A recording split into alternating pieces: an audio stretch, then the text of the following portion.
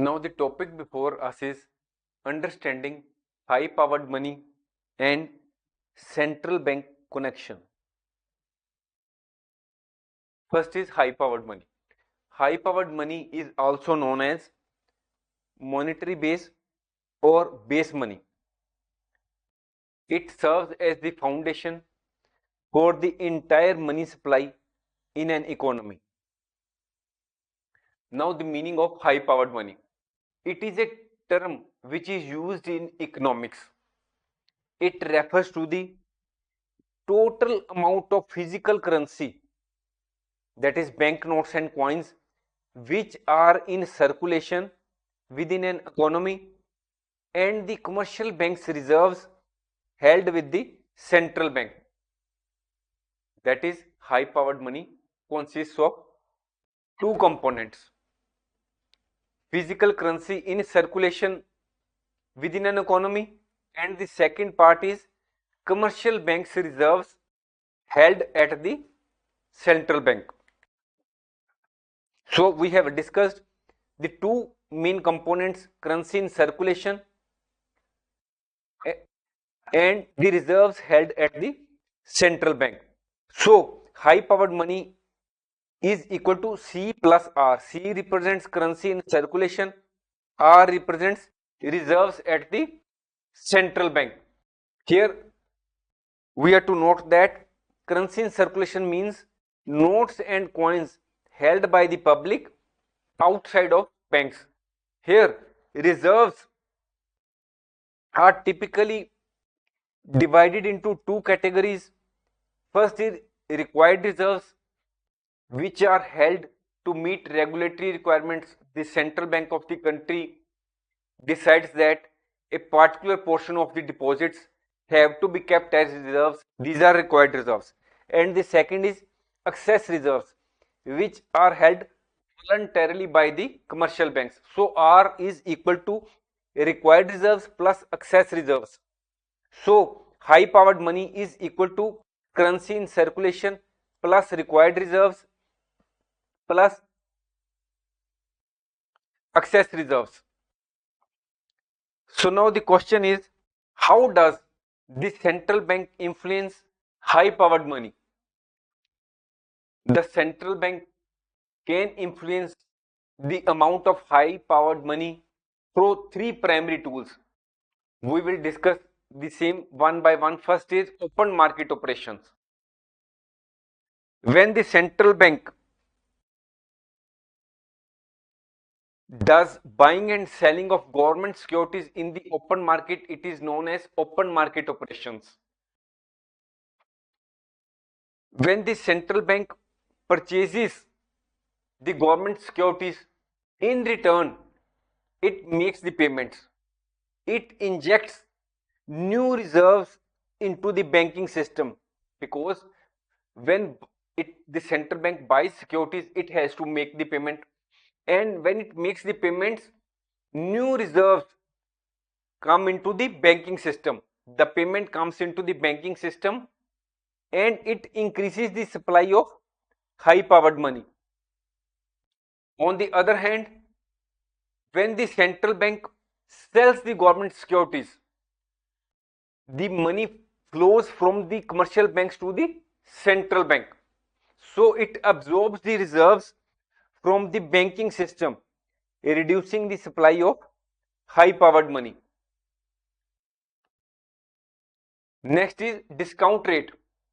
Discount rate means the interest rate at which the central bank lends money to commercial banks. Sometimes commercial banks approach the central bank for funds when they require the same. Central bank charges interest rate from the commercial banks, which is known as discount rate. By adjusting the discount rate, the central bank can influence the demand for reserves. When the discount rate is low, the commercial banks will be tempted to borrow more from the central bank, and when the commercial banks will borrow more, it will increase the supply of high powered money. On the other hand, if the discount rate is high, the commercial banks are more likely to hold on to their reserves and reducing the supply of high powered money. That is, the commercial banks will not approach the central bank for more funds, and they will hold on their reserves, and ultimately it will reduce the supply of high powered money. Next is reserve requirements. When we deposit some money in the banks do not keep all the money with themselves. Ultimately, the banks have to make the payment to their staff, or for the payment of building of rents, or the payment of other infrastructure, or for the upgradation of their facilities. So naturally, the banks have been established for the earning some profit from their operations. So the banks do not keep all their deposits with themselves. They only keep some portion of the deposits as reserves, as declared by the central bank. The central bank, in other words, we can say that the central bank of the country dictates that a certain portion of the deposits have to be kept as reserves, and these reserves can be used by these commercial banks for making the payments to the depositors, or some portion has to be deposited with the central bank so that the commercial banks can approach the central bank in case they want the funds. So the reserve requirements are the minimum amount of reserves that commercial banks are required to hold against their deposits. The reserve requirement may be, say, 10% of the deposits or 5%. It may differ from country to country. By adjusting the reserve requirements, the central bank can influence the amount of money that commercial banks can lend. To be very simply, we can say that if suppose $1,000 is deposited in a bank, and suppose the reserve ratio is 10%, so the bank can lend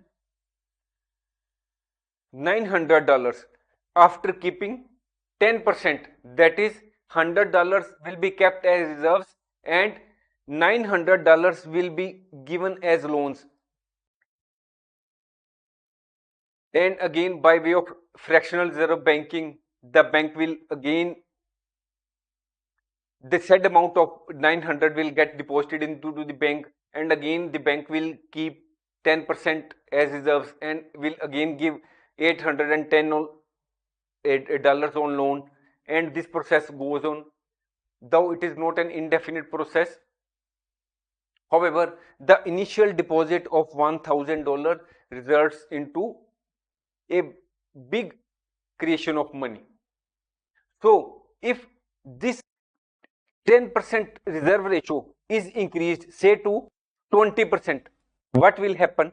So the banks will be in a position to only lend $800 because the reserve requirement has been increased from 10 to 20%. In that case, the banks will be in a position to lend only $800. So when the reserve requirement is high, commercial banks have less money to lend, reducing the potential for inflation.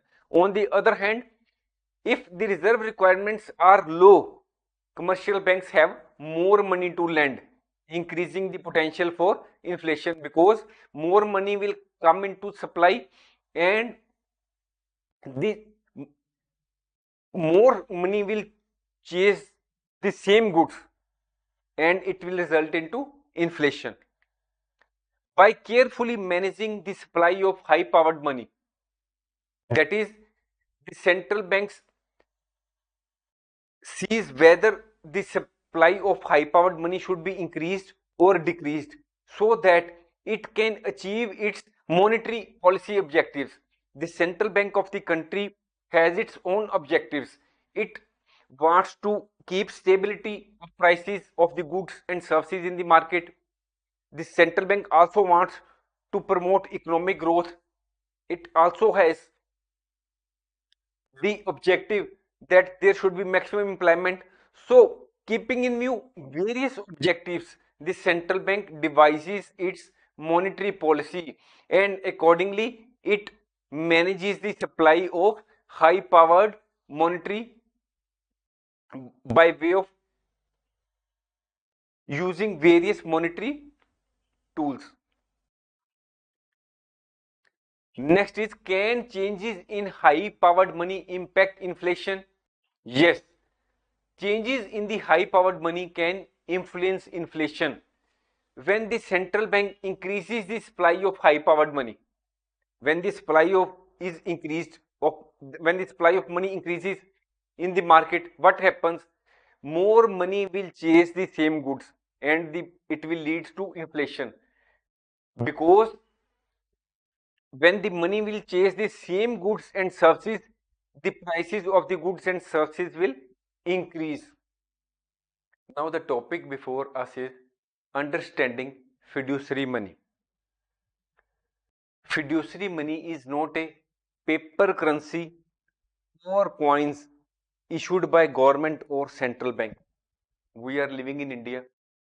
We are having in our wallet coins or the currency notes such as 200 rupee currency note or 500 rupee currency note, or if we are living in USA, we may be having dollars in our pockets.